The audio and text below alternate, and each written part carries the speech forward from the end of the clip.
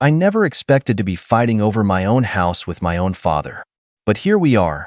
For context, I, 32M, bought my first home last year. It wasn't a mansion or anything, but it was mine. A cozy little 3-bedroom house in a quiet neighborhood.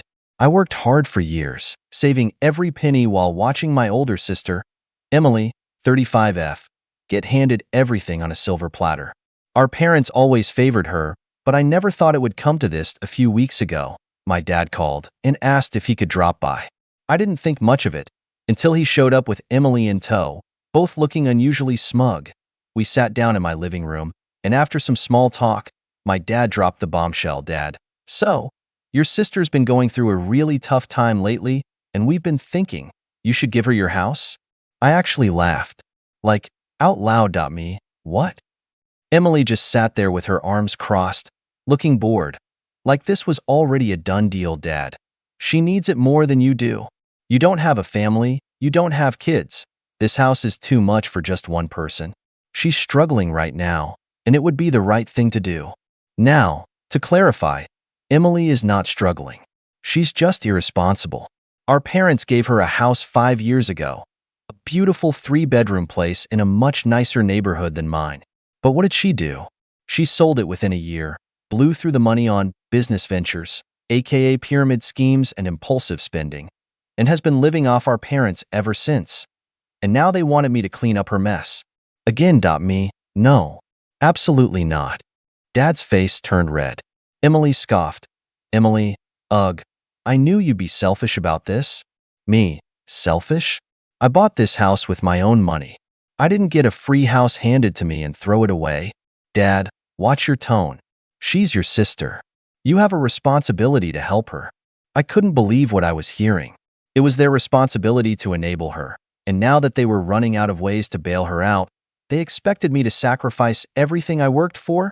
Then Dad pulled out his trump card. Dad, if you don't do this, don't expect to see a cent from me when I'm gone. I'll cut you out of my will. Oh no. Anyway, at this point, I was done playing nice. I stood up, walked to my office, and pulled out a neatly organized folder from my filing cabinet. When I came back, I dropped the paperwork on the table in front of them. Me, go ahead, cut me out. Because guess what? Emily's already taken her inheritance. Dad blinked. Emily went pale. Me, that house you gave her? The one she sold for cash? That was worth more than anything left in your estate. She's already gotten her share.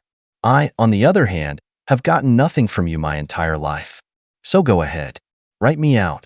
But don't come knocking when you need help, because I won't be there. Silence. Dead silenced. Emily's jaw clenched. Dad's face went from red to ghost white. And then, Dad snapped, how dare you throw that in our faces? After everything we've done for you? I let out a bitter laugh. Everything they've done for me? That was rich. Really? Everything you've done? Because from where I'm standing, the only thing you've ever done is bend over backward for Emily while expecting me to just deal with it. Emily, finally shaking off the shock, slammed her hands on the table and practically screeched, that house was a gift. You can't put a price on family support. Then I told her, sure, but apparently you can put a price on mine. And it's exactly one house.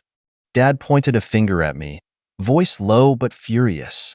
You ungrateful brat. You'd rather see your own sister homeless than help her out? Now, let's get one thing straight. Emily wasn't homeless. She had been living in our parents' guest house for free since she blew through the money from selling her house. She had no rent, no bills, and no responsibilities. Meanwhile, I had worked my ass off for everything I had. And now they wanted to rip it away from me because Emily didn't feel like being an adult. I shook my head. You know what? This conversation is over. I'm not giving her my house. And if you're going to cut me out of your will over this, go ahead. Because I don't need anything from you. I stood up, walked to the front door, and opened it. Now get out of my house. Dad's eyes widened like he couldn't believe I was actually kicking them out. You can't be serious. Dead serious. This is my house. And I'm done with both of you. Emily got up in a huff, grabbing her designer handbag, probably bought with Dad's money, and stormed out first. Dad hesitated for a moment, as if expecting me to back down. But when he saw that I wasn't budging, He finally muttered something about me being a disappointment and followed Emily out the door. I shut it behind them and locked it. I wish I could say that was the end of it, that they saw reason and left me alone. But no, the real war was just beginning. Because a few days later, I found out that Dad wasn't just cutting me out of the will, he was trying to take my house. A few days passed, and I thought that was the end of it, that I had finally shut the door, literally and figuratively, on my father and Emily's entitlement. I was wronged. It started with a phone call from my realtor. "Hey, I just got a weird inquiry about your house. Someone claiming to be your father asked if the property title was in your name or still under family ownership." I nearly dropped my phone. Family ownership? What the hell was he talking about? I reassured my realtor that the house was 100% mine and hung up. But something felt off. Why would my dad, who had no financial stake in my home, be sniffing around like this? Then, that very night, I got a notification from my security cameras. Motion detected. Front door, my stomach dropped. I pulled up the footage on my phone, and there they were, Emily and my dad, standing on my front porch. With a locksmith, I immediately turned on the microphone function and spoke through the camera. "Can I help you?" The locksmith literally jumped when he heard my voice, looking around in confusion. My dad, however, didn't even flinch. "We're just checking something, son. Don't make this difficult." Emily was smirking, arms crossed like she had already won. "Checking what, exactly?" I asked. The locksmith hesitated. They said they were the owners, that they lost their keys and needed the locks changed." Oh, hell no." I quickly grabbed my car keys and sped home. I was furious. If I hadn't gotten that notification, I don't even know what I would have come back to. Would they have moved in, changed the locks, thrown my stuff onto the street? When I pulled up, the locksmith was still standing there awkwardly, clearly realizing he'd been lied to. I said, "You don't live here, and you sure as hell don't own this house." The locksmith looked at me, then at my dad, then back at me. Locksmith then asked me, "Sir, do you have proof of ownership?" I pulled out my phone and opened my property deed. This is my name on the title. Not his, not hers, mine. The locksmith immediately stepped back and muttered an apology. Dad, however, wasn't backing down. He said, "You have no right to treat me like this. I raised you. I provided for you. And this is how you repay me?" I chuckled. "By stopping you from committing literal fraud?" "Yeah, I guess so." Emily groaned, clearly losing patience. "Dad, let's just call the cops. He can't just kick us out of our own house." I laughed, like full-on bent over, wheezing laughter. "Your own house? You really believe that?" She shrugged. "Dad said it's still technically the family's." And there it was. Their real planned I'm my father. This man who spent my whole life favoring Emily, handing her everything while giving me nothing, actually thought he could just will my house into existence as family property. At this point, I was done being polite. That I said, "All right, let's call the cops." Dad and Emily froze. That I laughed. "Oh, what's wrong? I thought you wanted to call them. You think they'll agree with you? That they'll just kick me out of my own home?" Dad's eyes darted toward his car, clearly debating whether he should just leave. But Emily, she doubled down. "You can't prove this house wasn't meant for me. Dad said he always planned for me to have it." "Oh, that was cute." I pulled out my phone, tapped a few times, and pulled up the emails from my bank. "Oh, really?" Because according to my mortgage records, I took out a loan. And according to my closing documents, I signed the deed. And according to this wire transfer, I made the down payment. Not you. Not Dad. Me.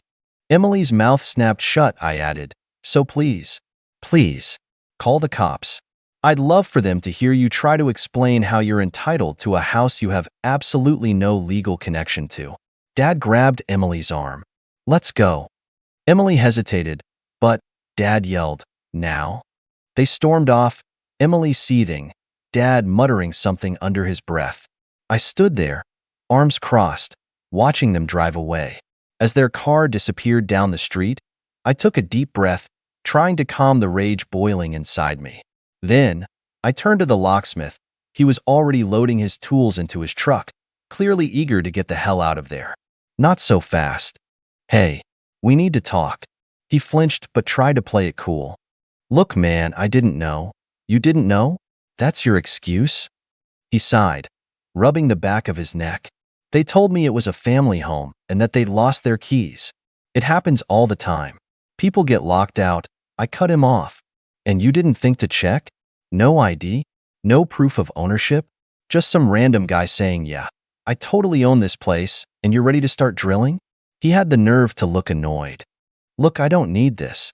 I didn't even start working yet. Oh, hell no. You showed up at my house. You pulled out your tools. You were about 5 seconds away from breaking in.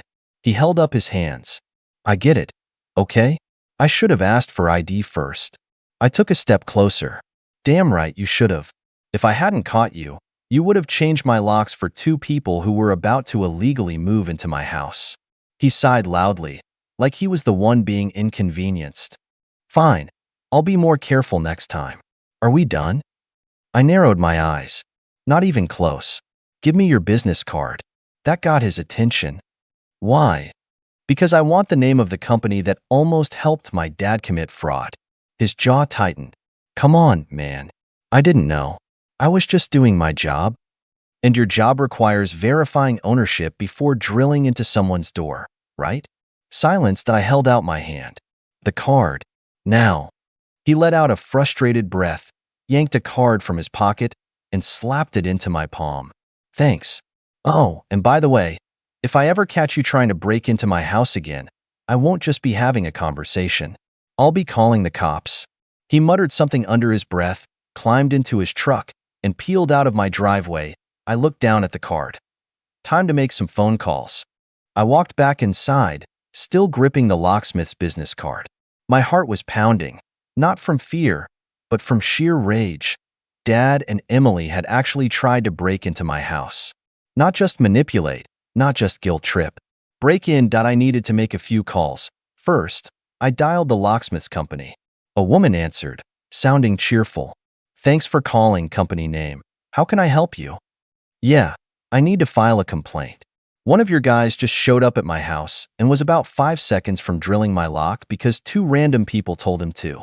No verification, no proof of ownership, nothing. He was about to help them illegally break into my home. There was silence for a moment. Then, in a much more serious tone, she said, that definitely shouldn't have happened. Do you have the technician's name? I read off the name on the card. We take this very seriously. I'll escalate this to management immediately. Good. Because if I ever see one of your locksmiths doing something like this again, I won't be calling customer service. I'll be calling the police and my lawyer. She stammered out an apology, but I'd already hung up. Next, I needed to make a legal move.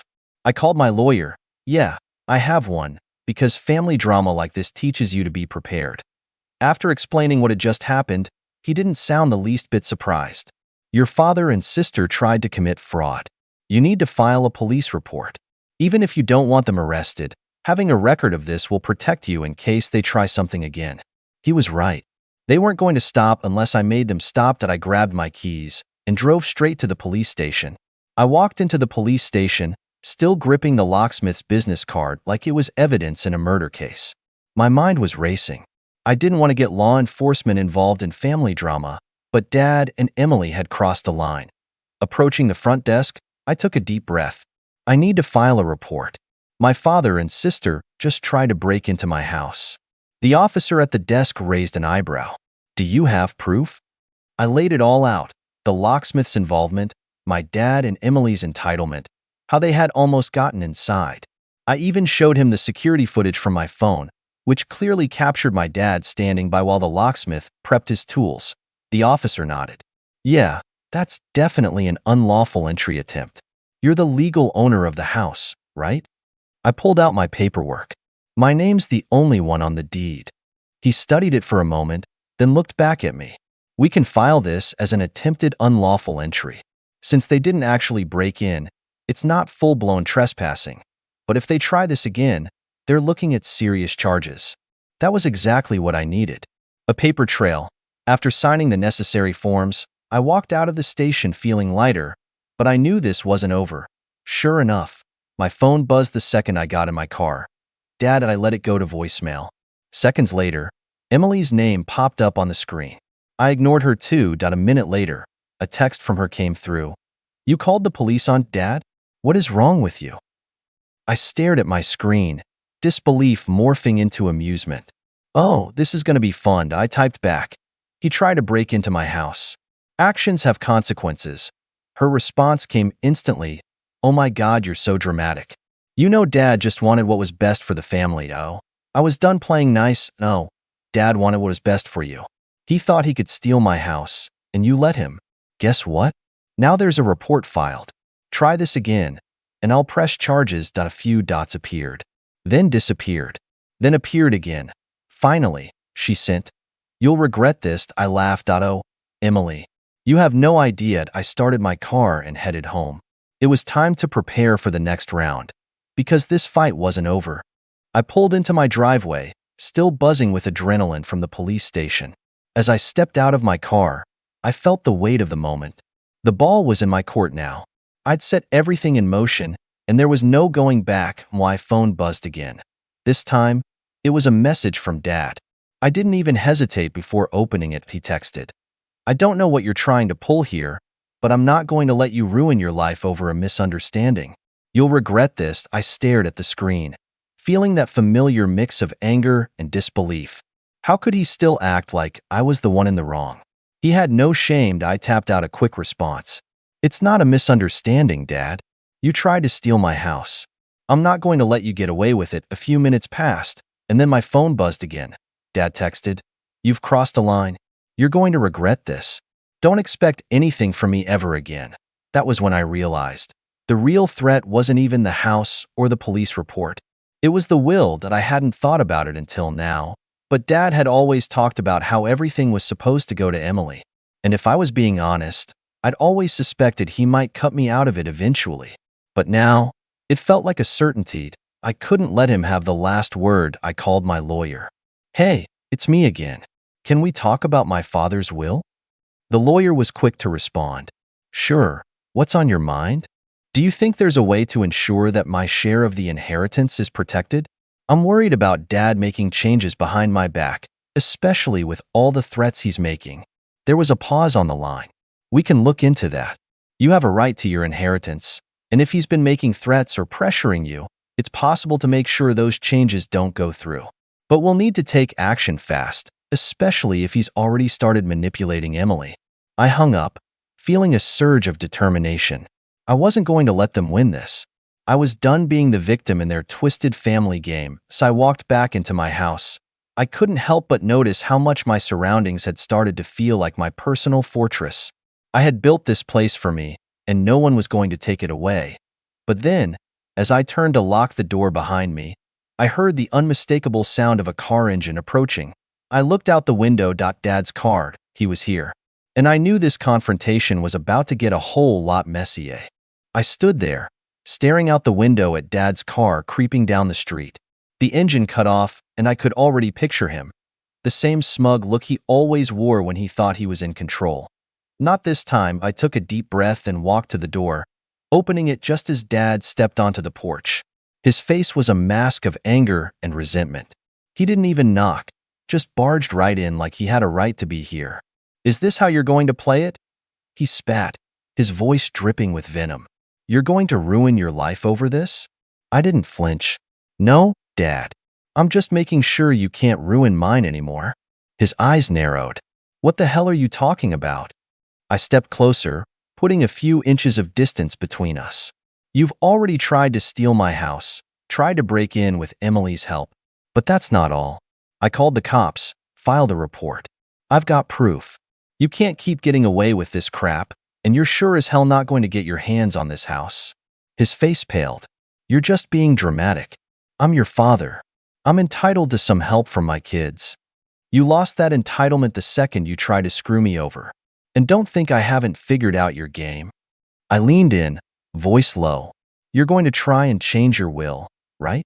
Cut me out and leave everything to Emily. But guess what? He blinked, eyes wide with a mix of fear and confusion. I've already had a lawyer look into it. You don't get to play that game anymore. I smiled, a cold, vindictive smile. If you try to make any changes to your will now, I'll contest it. I've got the paperwork, and I'll make sure the court knows exactly what you tried to do. His jaw clenched. You think you can just stop me? You're nothing without me. I shook my head. No, Dad. I'm something without you. I've built my own life, and I don't need you or your toxic control to survive. He stood there, fuming, but I could see the panic in his eyes now. The realization was hitting him that I wasn't the gullible child he could manipulate anymore. And if you think I'll let you walk away from this without consequences, you're wrong. I'm not going to call the cops again, but don't think I won't take further legal action. You've tried to steal from me, emotionally manipulate me, and now you're going to face the fallout. I paused, letting the weight of my words sink in. I hope you enjoy what's left of your life, because it won't be a pleasant one. You've burned too many bridges to come back from this. Dad stood there for a long moment, eyes shifting between anger and panic. Finally, he muttered something under his breath and turned to leave. But before he walked out the door, he shot one last look at me. You're going to regret this. I simply smiled back. I already feel better. The door slammed shut behind him, and as I locked it, I finally let out a long breath. It was over. The revenge, the sweetest revenge, wasn't in the dramatic confrontation or the threats. It was in the freedom to know I was no longer under his thumb. He tried to ruin my life. And now, I was making sure he never got the chance to do it again. And that's how I finally took control. How I made sure that, for the first time in my life, my father wouldn't get away with his entitled, manipulative behavior. The house was mine, the will was safe, and for the first time in a long time, I felt like I was truly free.